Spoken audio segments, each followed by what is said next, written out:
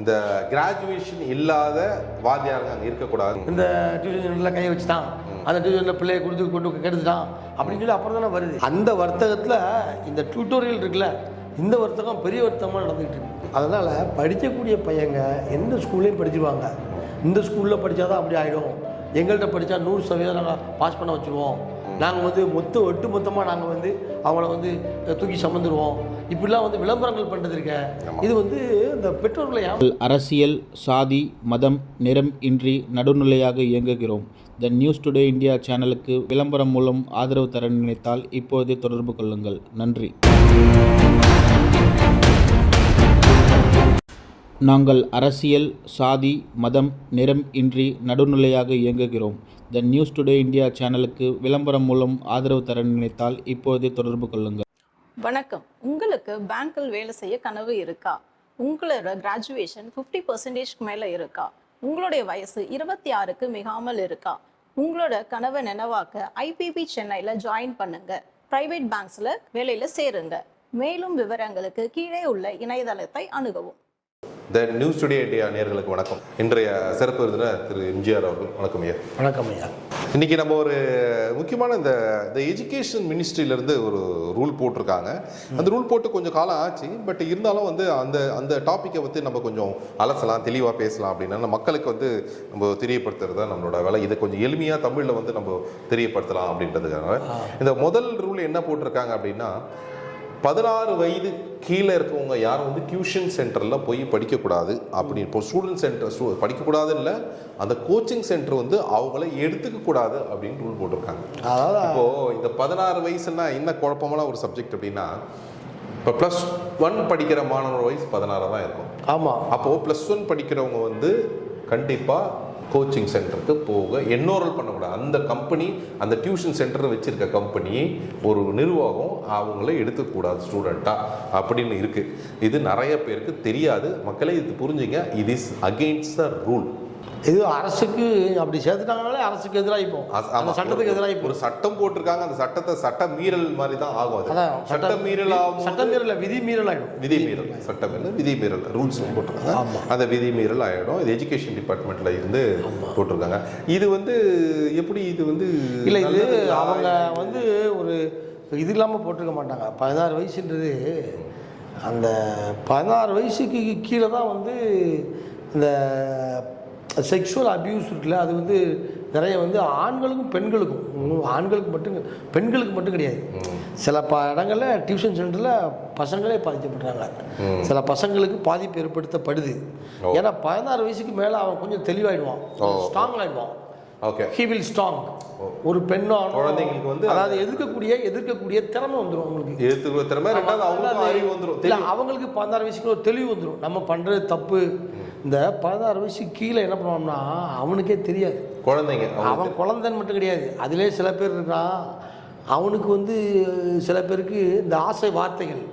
இப்போ பார்த்தீங்கன்னா சின்ன பிள்ளையில என்ன பண்ணுறான்னா, அந்த குழந்தை பிள்ளையில அந்த பிள்ளைகளுடைய வீக்னஸை பார்க்குறான். ஒரு குடும்பத்தில் எடுத்தீங்க, வெளியிலலாம் நீங்கள் போக வேண்டாம். ஒரு குடும்பத்துக்குள்ளே எடுத்தால் கூட அந்த குடும்பத்தில் இந்த பேட் டச் குட் டச்ன்றான்ல, அது அங்கே அந்த பிள்ளைகளுக்கு தெரிய வாய்ப்பு இல்லை. அந்த பிள்ளைகளுக்கு என்ன தெரியும்னா, அந்த 15 பருவத்துக்குள்ளே உள்ள பிள்ளைகளுக்கு அப்படின்னா 13 வயசு பிள்ளைகள்லாம் ஈஸியாக அதை கெடுத்துருவான். எப்படின்னா உங்களுக்கு அந்த பிள்ளைகளுடைய தேவைகளை பார்க்குறான்.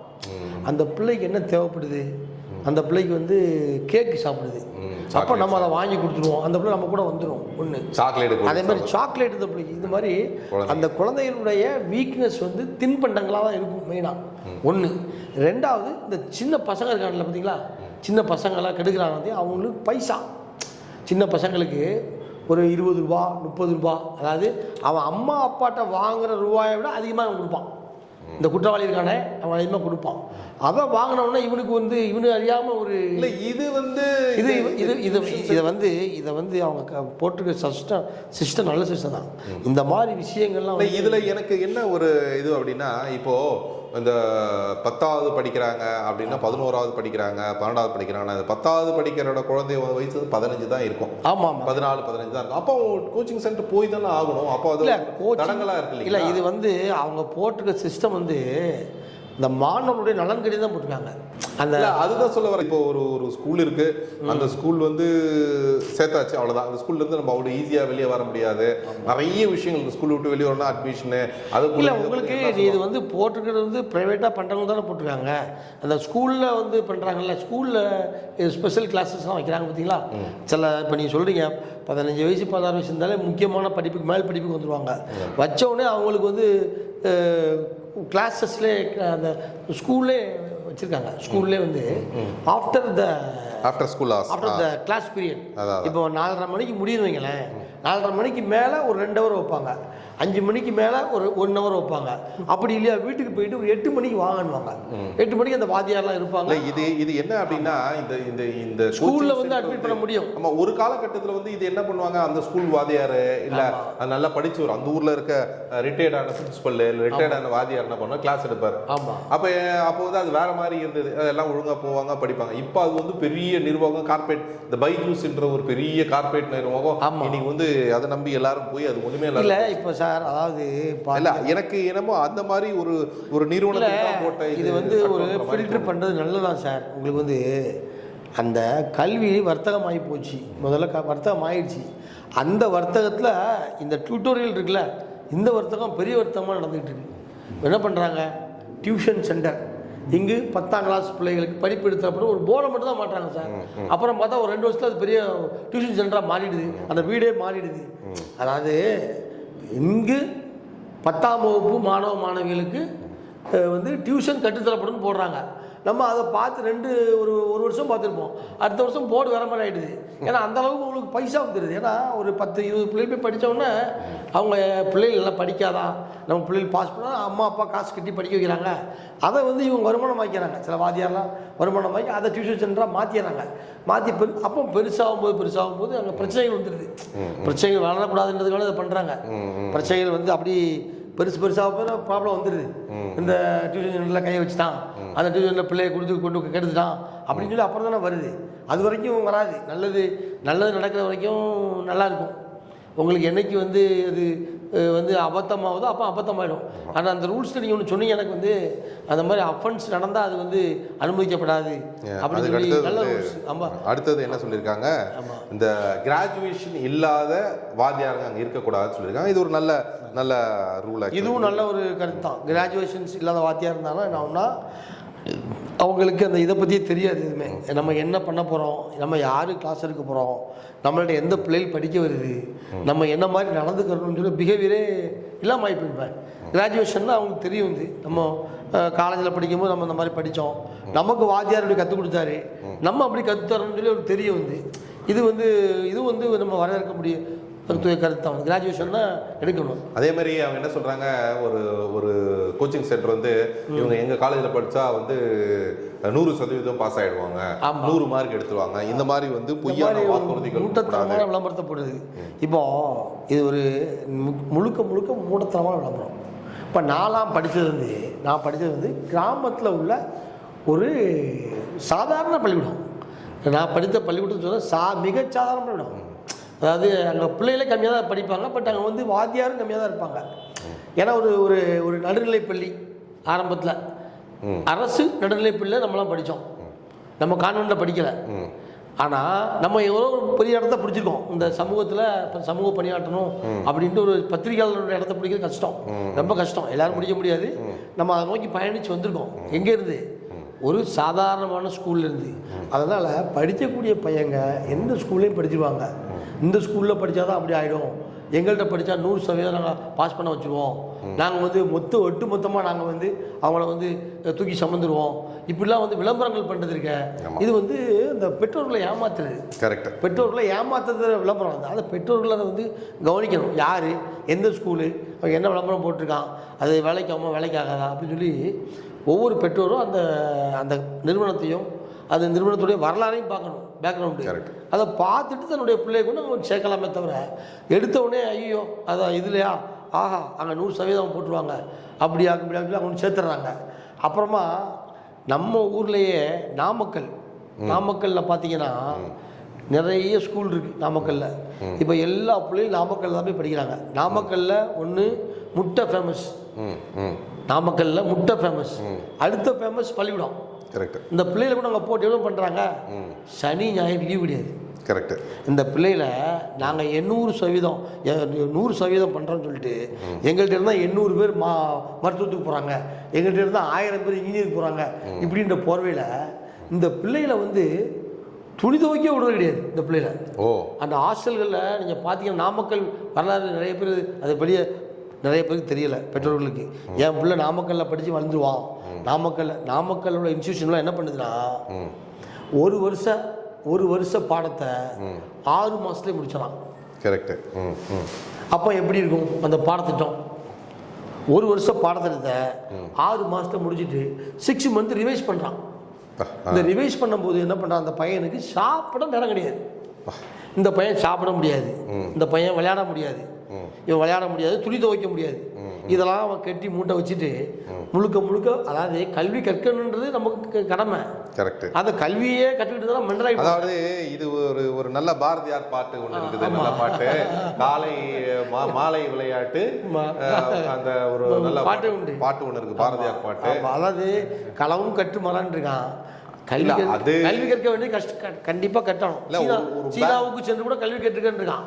ஆனால் இவங்க நாமக்கல்ல படுத்துகிற பாடம் பார்த்தா நீங்கள் போய் நேரில் போய் பார்த்தீங்கன்னு அந்த பிள்ளைகள்லாம் வந்து எப்படி படிக்க போகிறாங்க, அவங்க ஸ்ட்ரெஸ்ஸோட போகல. அதுதான் ஒரு கேலிபர் அப்படின்றது வந்து ஒரு ரொம்ப முக்கியம். இப்போ படிச்சுட்டா மட்டும் இப்போ ஐஐடி ஐஎம்ல படிச்சுட்டா மட்டும் பெரிய ஆள் ஆகும் அப்படின்னு கிடையாது. இன்னைக்கே ஒரு தரவு சொல்கிறோம் பாருங்க, 36% பாம்பே ஐஐடியில் இருக்கவங்களுக்கு வேலை இல்லை.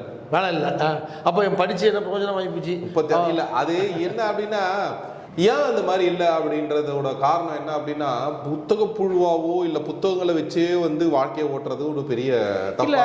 வெறுமன தியரியை வச்சே சில பேர் முடிவு பண்ணுறாங்க. தியரி படித்தாலே அவன் பெரிய ஆள் கிடையாது. ஒரு சில மாணவர்கள் சொல்கிறாங்க, தம்பி நீங்கள் இப்படி இருக்கிறீங்களே என்னன்னு கேட்டால் அவன் சொல்கிறான்ட்ட, சார் நான் மனப்பாடம் தான் சார் பண்ணேன், எனக்கு எப்படி சார் வேலை தெரியுன்றான். அவன் ஒருத்தன் கம்ப்யூட்டர் சயின்ஸ் எம்எஸ்சி, தம்பி நீ எம்எஸ்சி கம்ப்யூட்டர் சயின்ஸ் படிச்சிருக்க, கம்ப்யூட்டர் லெவலில் இதெல்லாம் அடிப்படையாக சொல்லம்பா அப்படின்னா நமக்கு தெரியுது.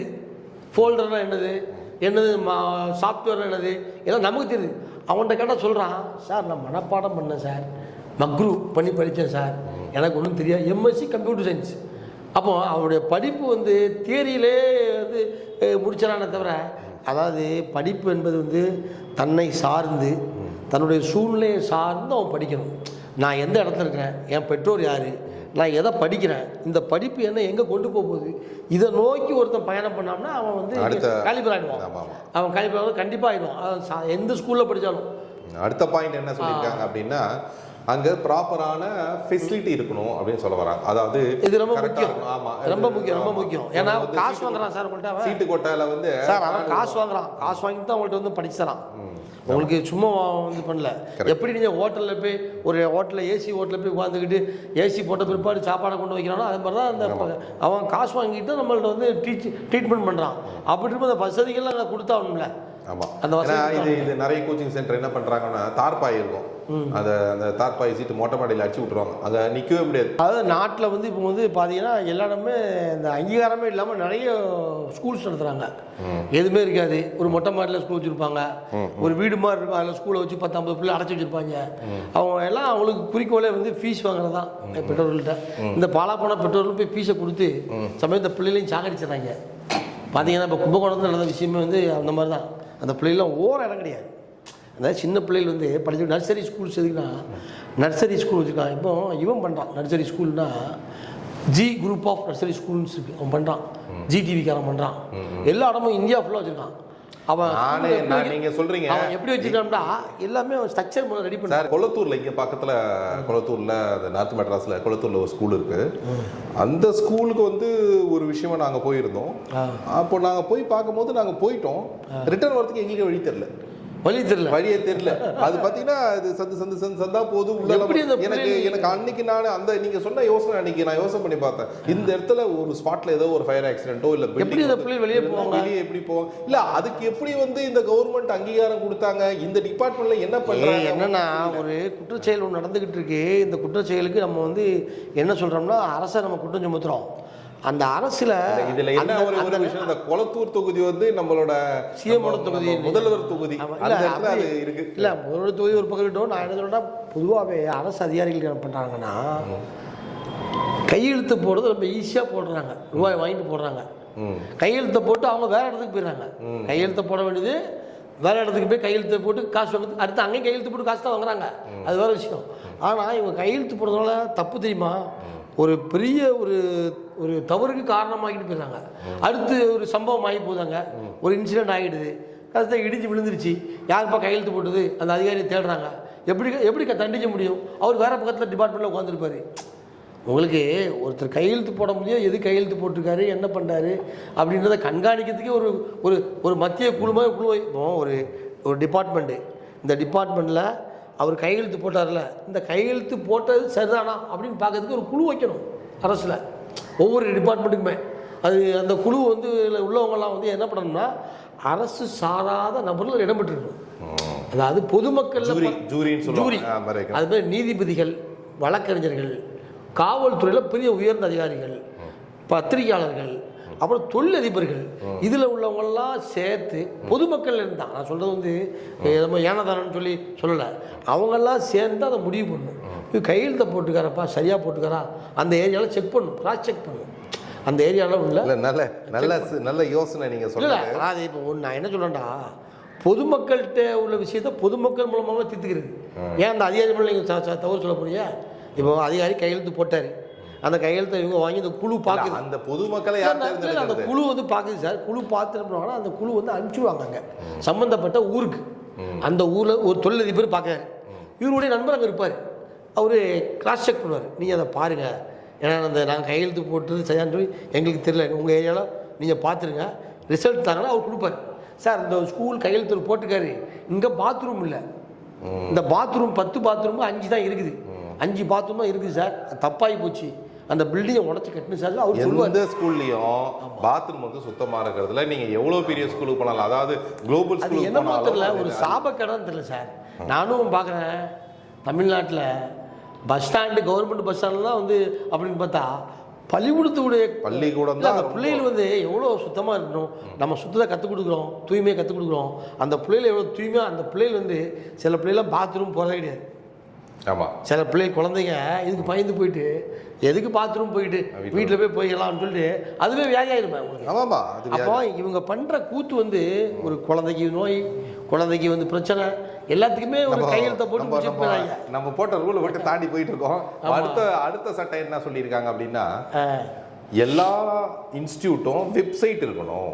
அந்த வெப்சைட்ல யாரெல்லாம் என்னென்ன சப்ஜெக்ட் எடுக்க போறாங்க வாத்தியாரு, அதோட சிலபஸ் என்ன, அவங்களுக்கு ஃபீஸ் டீட்டெயில் என்ன, அப்படி எல்லாத்தையும் அதில் வந்து போடணும் அப்படின்னு சொல்லியிருக்காங்க. அது பப்ளிக்காக எல்லாத்தையும் தெரியணும்னு சொல்லியிருக்காங்க. ஏன்னா காலம் மாறி போச்சு சார்.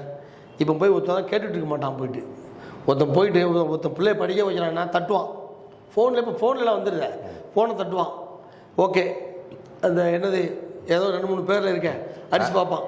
அடிச்சு பார்த்துட்டு இல்லை, நான் இப்போதைக்கு வந்து பார்த்தீங்கன்னா இருந்ததெல்லாம் மிர்ஜா அப்படி வச்சு. ஒன்று வந்து ராஜஸ்தானில் இருந்தது, அது வந்து எல்லாருக்கும் தெரியும்.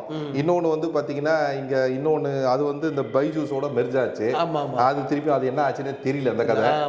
அதுக்கப்புறம் அடிச்சு பார்த்தானா இவனுக்கு தெரிஞ்சு போகும். அதில் அதுக்கு தான் அந்த அதுதான் போடுறதே இல்லை. அவங்க வந்து இப்போ இருக்குது, அவங்களாம் வெப்சைட்லாம் இருக்குது. இல்லை இப்போ அவங்க அந்த சிஸ்டம் கொடுத்துருக்காங்கல்ல, இது ரொம்ப நல்லதுன்னு அடிச்சு பார்ப்பான். இதெல்லாம் இருக்கு. இன்னொரு விஷயமும் சொல்லியிருக்காங்க இதில், அதாவது ஃபீஸ் வந்து கரெக்டா இருக்கணும், அதாவது அஃபோர்டபிள் ஃபீஸ் அப்படின்னு கண்டபடி கேட்கறாங்க. ஒரு வருஷத்துக்கு டியூஷனுக்கு வர்த்தகமாக்கிட்டாங்க சார். டியூஷனுக்கு 10,000 கேட்கறாங்க சார் மாசத்துக்கு. அதாவது நான் சொல்றது இருக்கிறதுலேயே கம்மி. ஒரு +1 படிக்கிற குழந்தைக்கு 10,000 ரூபாய் டியூஷன் ஃபீஸ். நான் சொல்றது இருக்கிறதுலே கம்மி இதுதான். இதுக்கு மேலதான் எல்லாமே. இல்லை, ஏற்கனவே ஸ்கூலில் ஃபீஸ் கட்டி ஆடுறாங்க. ஏற்கனவே ஸ்கூலுக்கு ஃபீஸு, யூனிஃபார்மு, ஷூவு, அப்புறம் மிட் டேர்மு, அந்த டேர்ம் இந்த டேர்ம் எல்லாம் கட்டி முடிச்சு அது ஒரு பெரிய தொகையை அழுது. அந்த தொகைக்காக வேண்டி வட்டி கிடைக்கலாம். இல்லை, வட்டி கிடைக்கலாம் போய் தான் படிக்க வைக்கிறான். படிக்க வைக்கல, பிள்ளைகளுடைய படிப்புன்றது சாதாரணமாக படிக்க வைக்கிற ஒவ்வொரு பெற்றோர் வந்து எவ்வளோ கஷ்டப்பட்டா இது அந்த டியூஷன்காரங்க அவங்களால கொஞ்சம் வந்து அனுசரணையாக சரி நம்ம ஒரு சமூக கண்ணத்தோட ஒரு சின்ன அமௌண்ட்டில் அந்த பிள்ளைகள் படித்து கொடுப்போமே அப்படின்னு சொல்லி ஒரு எண்ணம் வரணுமா இல்லையா? அதுதான் அந்த அஃபோர்டபுள் ஃபீஸ் இருக்குன்னு சொல்லி சொல்கிறாங்க அவங்க. அஃபோர்டபுள் ஃபீஸ்ன்றது சரிதான், ஒரு கட்டணத்தை நிர்ணயிக்கணும். என்ன கேட்டால் இவங்களாம் நீங்கள் அப்படி அஃபோர்டபுள் இல்லை அதான் பண்ணியிருக்காங்க. அது இல்லை அவங்க சொல்லியிருக்காங்க. அதாவது முதல்ல கட்டணத்தை இந்த இவ்வளோ கட்டணம் இதுக்கு மேலே வாங்கினா நீங்கள் கிடையாது. இல்லை அது ஒரு கணக்கு சொல்லியிருக்காங்க. அது இன்னும் அது நிர்ணயிக்கல, இன்னும் முழுசாக நிர்ணயிக்கல. அந்த மாதிரியான ஒரு வரமுறை தான் சொல்லியிருக்காங்க. அது கண்டிப்பாக அதை ஒரு நிர்ணயிக்கணும் சார், ஒரு கட்டணம் நிர்ணயிக்கணும், கல்வி கட்டணம் நிர்ணயிக்கணும். அதே மாதிரி இந்த டியூஷன் கட்டணம் நிர்ணயிச்சாதான் பெற்றோர்கள் நிம்மதியாக இருப்பாங்க. சரி இவ்வளோ கட்டினா போதும் பிள்ளைய படிக்க வைப்போம் அப்படின்னு. அப்புறம் இன்னொன்று நடக்குதுங்க, நீங்கள் வருஷத்துக்கு மொத்தமாக ஒரே இதை ஃபீஸ் கட்டினோம், குழந்தை வந்து படிக்கல போயிடுச்சு இல்லை வெளியூர் மாறி போயிட்டாங்க இல்லை அதை படிக்க முடியல அப்படின்னா அந்த ஃபீஸ் திருப்பி கொடுக்க மாட்டாங்க. இது ஒரு இது. ஆனா இப்ப என்ன சொல்றாங்க, நீங்க கண்டிப்பா எவ்வளவு நாள் படிச்சதோ குழந்தை மீதி இருக்க ஃபீஸ் நீங்க திருப்பி கொடுத்துடணும் அப்படின்னு சொல்லியிருக்காங்க. சரியான ரூல்ஸ் இல்ல, சரியான பிடி போட்டு நல்லா வரவேற்பு. ஆனா இனிமே நடத்துறவங்களாம் வந்து கொஞ்சம் யோசனை பண்ணுவாங்க. எல்லாம் யோசனை பண்ணோம். இது வந்து சார் 22,000 கோடியா சம்பாதிக்கிறது? ஆமா, ஒரு சொல்லி கொடுக்குற வாத்தியார் 22,000 கோடி பைஜூஸோட இது அசெட் 22,000 கோடின்றது நியாயமா? கார்ப்பரேட் ஆயிட்டாங்க, கல்வியும் கார்ப்பரேட் ஆயிட்டாங்க. கல்வி என்பது கத்துட்டு அடுத்தவங்க கத்துறதான் கல்வி. நான் கற்ற கல்வியை மொத்தம் கத்துறோம். எனக்கு என்ன வருத்தம் அப்படின்னா, ஒருத்த வந்து இந்த மாதிரி நானே சொல்லி கொடுத்து பணம் சம்பாதிக்க போறேன்னு சொல்றதுக்கு பெரும் முதலாளிங்க அதில் போய் பணத்தை போடுறாங்களே, அவங்களுக்கு தெரிஞ்சு போச்சு சார். நீங்க சொல்றீங்க அப்படி. இப்போ வந்து காசை போட்டு காசு எடுக்கிறது தான் தொழிலாளி. இப்போ வந்து அவன் நல்லா பார்க்குறான், என்ன பண்ணுறான், ஓகே இன்ஸ்டியூஷனா எந்த இடத்துல போடுறீங்க சார் நீங்கள், நல்ல பாயிண்டாக பார்க்குறான். ஓ 3 ஊர் சேர்தா, அப்போ ரைட் நல்ல இடம் சார். உடனே எவ்வளோ சார் வரணும் உங்களுக்கு?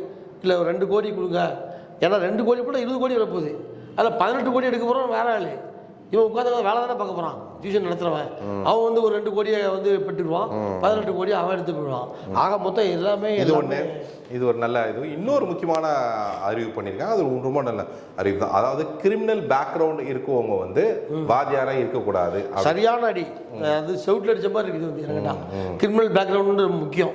எப்படி தேர்தலில் குற்றவாளிகள் நிற்கக்கூடாதுன்னு சொல்கிறாங்களோ அதே மாதிரி வாத்தியார் குற்றச்செயல்கள் புரிஞ்சவங்க இருக்கக்கூடாதுன்னு ரொம்ப முக்கியம். ஏன்னா அந்த சில வாத்தியாரில் நம்ம சொல்கிறோம் திருந்தேன்னு சொல்லுவாங்க, அது திருந்த மாட்டாங்க.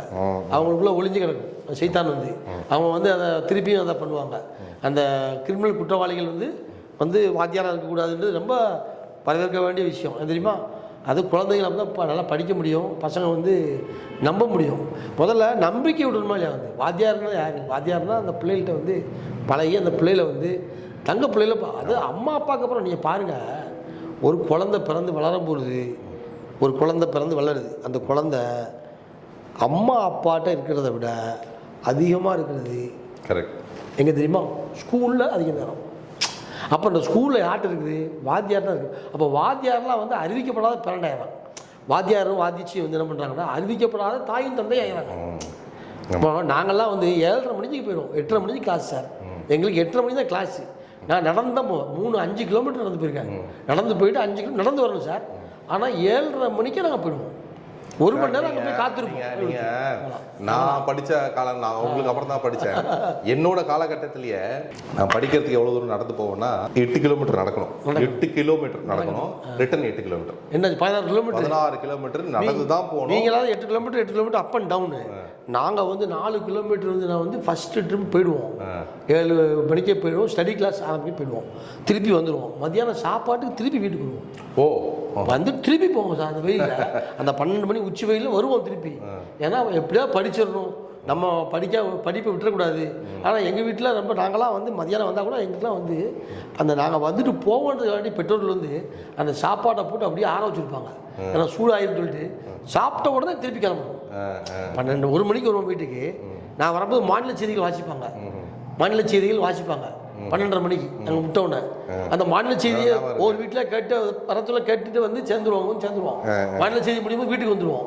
முடிஞ்சோன்னா வீட்டில் சாப்பாடு ரெடியாக முடிஞ்சோம். திருப்பி 1:30 மணிக்கு திருப்பி உள்ளே இருக்கணும். நீங்கள் 1:30 மணிக்கு உள்ள திருப்பி 4:30 மணிக்கு தான் முடியும். வந்து திருப்பி நாங்கள் 4 கிலோமீட்டர் திருப்பி நடந்து வரணும். திருப்பி உங்களுக்கு பார்த்தீங்கன்னா 8-8 16 கிலோமீட்டர் நடந்தாங்க. அப்போ அது அந்த உடலும் வந்து ரொம்ப ஆரோக்கியமா இருந்தது, மனசு ஆரோக்கியம் இல்லை. அதாவது எப்படியாவது படிச்சிடணும், நம்ம வந்து வாழ்க்கையில் படிக்கணும். அப்படி இப்போ நான்லாம் வந்து பள்ளிக்கூடத்தில் போய் படித்த விட நான்லாம் என்னுடைய உறவினர்கள் வந்து நல்லா படித்தவங்க. அவங்க வீட்டில் வந்து அந்த காலத்தில் சோவியத் ரஷ்யா புக்கு வரும் சார். அந்த புக்கை படிக்க ஆளே இருக்காது. சோவியத் ரஷ்யா புக்கில் ஆயில் பிரிண்ட்ல வரும், படிக்க ஆள் இருக்காது அந்த வீட்டில். நான் போய் ஸ்கூல் முடிஞ்ச உடனே அங்கே போய் உட்காந்து இந்த சோவியத் ரஷ்யா புக்கை ஃபுல்லாக படிப்பேன். அதில் என்னென்ன ஊர் இருக்குது, என்ன விளையாட்டு இருக்குது படித்து அதிலே நிறைய பாதி படித்தேன். இப்போ உக்ரைன் வார் ஒன்று பண்ணேன் அந்த ஒரு தொலைக்காட்சியில். அந்த உக்ரைன் வாரை பற்றி படித்து அன்னைக்கு படித்து எனக்கு உதவிச்சு. எப்போ நம்ம எனக்கு ஞாபகம் இருக்கு அந்த ஆயில் புக்கு. இப்பதான் நமக்கு அமெரிக்கால இருந்து அப்பெல்லாம் வந்து நம்ம அந்த ஆயில் புக்கு அந்த அட்லஸ்லாம் வரும். ஆமா, அட்லஸ் நிறைய வருது. உங்களுக்கு அந்த படிப்பு வேற சார், அது அனுபவம் சார்ந்த படிப்பு. இப்போ படிக்கிற படிப்பு வந்து கார்ப்பரேட் படிப்பு. இதெல்லாம் நிறைய பேர் சொன்ன மாதிரி ஐஐடியில் எவ்வளோ பேர் வேலை இல்லாமல் இருக்கான்னு சொன்னீங்கல்ல, அதான் பொருந்துது. ஏன்னா இவன் வந்து சூழ்நிலைக்கு ஏற்ற மாதிரி இவன் கல்வி கற்றுக்கல. சூழ்நிலைக்கான கல்வி கற்றுக்கல. இப்போ சூழ்நிலைக்கு ஏற்ற கல்வி கற்றுக்கிட்டு நமக்கு இதான் பொருந்தும், நம்ம இந்த வேலைக்கு போயிடலாம்னு சொல்லி படிக்கக்கூடியவன் ஜெயிச்சிடறான். இல்லை நான் வந்து என்னுடைய அப்பாட்ட இவ்வளோ பணம் இருக்குது, நான் வந்து இதை நோக்கி பயணம் பண்ணது வேற எங்கேயோ பயணம் ஆகிடறான் அவன். உங்களுக்கு வந்து ஒரு கல்வி கேட்கக்கூடியவனுக்கு அவனுக்கு இன்ட்ரெஸ்ட் இருக்குன்னா அதெல்லாம் அவங்க போக முடியும். வந்து இந்த மாதிரி விஷயங்கள் வந்து கவர்மெண்ட் இந்த மாதிரி உத்தரவு போட்டுக்கிறது வந்து ரொம்ப நல்லது. அதை வந்து வாத்தியாருங்க எப்படி இருக்கணும். அதே மாதிரி அவங்க என்ன சொல்கிறாங்க அப்படின்னா எந்த கோச்சிங் சென்டரும் வந்து மதம், சாதி, இனம், நிறம் அது ரொம்ப முக்கியம். ஒரு ரொம்ப முக்கியம். டிஸ்கிரிமினேஷன் இருக்கக்கூடாது அப்படின்னு. இது இது இது இப்பயும் இங்கே இருக்கான்னு தெரியல. பட் ஊர்லலாம் இல்லை அது ரொம்ப இது நீங்கள் சொன்னீங்களே இப்போ மதம் ஜாதி கலந்து அது வந்து ரொம்ப ரொம்ப முக்கியமாக இப்போ வந்து தேவைப்படுது. இப்போ நாங்கள்லாம் படிக்கக்கூடிய காலத்தில் நான் வந்து 9ஆம் கிளாஸ் படிக்கிறேன்னு நினைக்கிறேன். அப்போ தான் நினைக்கிறேன் பக்கத்தில் உள்ள சீட்டில் உள்ளவங்களாம் என் வீட்டுக்கு வருவாங்க. குறிப்பாக எங்கள் வீட்டில் வந்து சாப்பிடுவாங்க, நான் அவங்க வீட்டில் போய் சாப்பிடுவேன். நாங்கள் அவங்க வீட்டில் போய் சாப்பிடுவோம், எங்கள் வீட்டில் வந்து அவங்க சாப்பிடுவாங்க. நாங்கள் படிப்போம் சார், நாங்கள் படிப்போம். ஆனால் நாங்கள் அந்த முதிர்ச்சி பெற்ற பார்த்தீங்களா ஒரு 12 வரைக்கும் புரிஞ்சு அப்போ கூட நாங்கள் யாரையுமே எதுவுமே சக மனுஷனாவே பார்த்துக்கிட்டோம். நாங்கள் இப்பவும் கூட பார்க்குறோம். ஊரில் போனால் இன்னும் வரைக்கும் நாங்கள் எங்களுடைய இதில் எனக்கு அதுதான் நம்ம முன்னாடி ஒரு இதில் கூட பேசுகிறதும் நம்ம தமிழ்நாட்டில் வந்து இருந்தது ஏதோ ஒரு பெரிய லெவலில் அது ஒரு முறியடிக்கப்படல. அந்த நீங்கள் சொன்னீங்கல்ல அந்த ஜாதியம் வந்து அது வந்து ஒரு திராவிடத்தோட மிகப்பெரிய ஒரு சேஞ்ச் வந்து அதுதான். அதுல வந்து எந்த பள்ளிக்கூடத்தில் காமராஜர், ராஜாஜி, அண்ணாதுரை அவங்கெல்லாம் அதை பண்ண போய் தான் நம்ம அப்படி பழகிருக்கோம் நான் நினைக்கிறேன். ஆமாம் அப்படிதான். ஒரு காலத்தில் ஒதுக்கப்பட்டு இருந்திருக்கு. அதெல்லாம் நம்ம இப்போ தான் படித்து தெரிஞ்சுக்கிட்டோம். நம்ம ஒரு பத்திரிகையாளரான பிற்பாடு அப்புறம் தெரிஞ்சுக்கிட்டோமே தவிர அதுக்கு முன்னாடி அது கூட தெரியாது எனக்குலாம். அந்த ஹையர் எஜுகேஷன் வரைக்கும் தெரியவே தெரியாது. எனக்கு எப்போ தெரியுமா சார் தெரியும் வந்து என்னுடைய பையனை வந்து முதல் அந்த இது பண்ணுறாங்கல்ல என்னுடைய பையன் தான் முதல் தடவை படிக்கிறான். இதுக்கு போகிறான் ஸ்கூலுக்கு, காலேஜுடைய இதுக்கு போகிறான். நாங்கள்லாம் காலேஜில் பாதியிலே விட்டுட்டு வந்துட்டோமே. நாங்கள்லாம் வந்து முழுமையாக காலேஜுக்கு போகாமல் பாதியிலே வந்து பத்திரிகையாளர் படிப்புக்கு வந்து பத்திரிகையில் சேர்ந்து அனுபவ படிப்பு படித்து எனக்கும் கூட அந்த அனுபவம் இருக்குது. அதனால் எனக்கு அது முதல் தலைமுறை சார். முதல் தலைமுறைன்னும் போது அங்கே கேட்குறான், முதல் தலைமுறை படிப்பு சொல்ல அந்த கேட்குறான். அப்போ தான் நான் யோசித்தேன், ஏன்னா இப்படி கேட்குறானுங்க சொல்லி தானே அவன் கண்டிப்பாக அவன் கமல் சொல்கிறான் அது இல்லை இதில் அப்போ சொல்ல வேண்டிய கட்டாயத்தை நம்ம நிர்பந்திக்கப்படுறோம். அப்போ சொல்கிறோம் வந்து ஏன்னா உங்களுக்கு வந்து அந்த மாதிரி ஒரு சூழ்நிலையே இங்கே இல்லை, இன்னும் வரைக்குமே கிடையாது, எங்கேயுமே இல்லை. ஆனால் அதை அந்த கவர்மெண்ட் வந்து இல்லை இது வந்து சென்ட்ரல் மீண்டும் வழிவிட்டாங்க. இல்லை இது சென்ட்ரல் கவர்மெண்ட் போட நம்ம ஊரில் இல்லைன்னா நம்ம அதாவது தமிழ்நாட்டில் உள்ள திட்டத்தை வந்து அவங்க போட ஆரம்பிச்சிட்டான். அதுதான் உண்மை. தமிழகத்துடைய மாடலை எடுத்துகிட்டு போயிட்டாங்க அவங்க போயிட்டாங்க. இது வந்து என்னென்னா இப்போ வந்து அங்கெல்லாம் திருந்துவான், அங்கே திருந்தாலும் நிறைய பேர் இருக்கான் வடக்க, அவன்லாம் திருந்ததுக்கு வாய்ப்பு இருக்குது. ஜாதி மதம் பார்க்காம பிள்ளைகளை படிக்கணும், எல்லாம் ஒன்றா இருக்கணுன்ற அந்த இதை சிஸ்டமேட்டிக் அது எதிரொலிக்குது. நல்ல ஒரு அதே மாதிரி என்ன சொல்லியிருக்காங்க, இந்த பெண்களுக்கு வந்து அதிகமான அவங்கள வர வைக்கிறதுக்கும் அந்த பெண்கள் வந்து டிசேபிளாக இருக்கவங்களுக்கு, அதாவது ஊனமுற்றவர்களுக்கு பெண்கள் அவங்களுக்கு வந்து நீங்கள் கூப்பிட்டு சொல்லிக் கொடுக்கணும் அப்படின்னு சொல்லியிருக்காங்க. அதுவும் முக்கியமான கருத்து தான். இது ஆழமான ஒரு பெரிய ஒரு வல்லுநர் தான். இதில் என்ன ஒரே ஒரு விஷயம் என்ன நடந்தது அப்படின்னா, இதை வந்து இந்த எல்லாமே ரிஜிஸ்டர் பண்ணி தான் பண்ணணும் அப்படின்னு ஒரு ரூல் போட்டிருக்காங்க. ஆனால் இந்த ரிஜிஸ்ட்ரேஷன் ப்ராசஸை வந்து அந்தந்த மாநிலம் வந்து அவங்கவுங்களுக்கு ஏற்ற மாதிரி டிசைட் பண்ணிக்கலாம் அப்படின்னு டிபார்ட்மெண்ட்டு சொல்லிட்டாங்க. இப்போ என்ன ஒரு விஷயம் அப்படின்னா, இதுதான் இது மக்களுக்கு தெரிய வேண்டிய ஒரு முக்கியமான விஷயம் என்னன்னா, இது வந்து அந்தந்த ஸ்டேட் கவர்மெண்ட் அதை கன்ஃபார்ம் பண்ணி ரிஜிஸ்ட்ரேஷன் ப்ராசஸ் ஆரம்பிக்கலாம். இதை வந்து ஒரு தகவலாக நம்ம சொல்கிறோம். அதுக்குண்டான அதிகாரிகளுக்கு அதுக்குண்டான ப்ராசஸ் இது கண்டிப்பாக நம்ம இந்த பதிவின் மூலமாக நம்ம கண்டிப்பாக பொதுமக்களுக்கு மட்டும் தெரிவிப்பது மட்டும் இல்லாமல் நம்ம மாநில கல்வி அமைச்சர், உயர்கல்வி அமைச்சர், முதலமைச்சர் அவர்களுக்கு இந்த வேண்டுகோளை வச்சே ஆகணும். அதாவது இந்த மாதிரி தனியார் கல்வி நிறுவனங்கள் இந்த மத்திய அரசுடைய விதிகளின்படி நடைபெறுகிறதா என்பதை கண்காணிப்பதற்கு ஒரு தனி இதே அமைச்சு, குழு அமைக்கணும். குழு அமைச்சு அதை வந்து அந்த அந்த இதெல்லாம் கண்காணிக்கப்பட்டு இந்த கொடுக்கப்பட்ட அந்த பாயிண்ட்ஸ்லாம் வந்து பின்பற்றப்படுதா, அதில் பின்பற்றப்படாத நிறுவனம் எது, அவங்கள இமீடியட்டாக அவங்க ஷேக் பண்ணிடணும், இமீடியட்டாக காலி பண்ணிடணும். அதுதான் வந்து இந்த கல்விக்கு செய்யக்கூடிய ஒரு மிகப்பெரிய தொண்டாக இருக்கும். அரங்கத்துக்கு வந்து நன்றி ஐயா.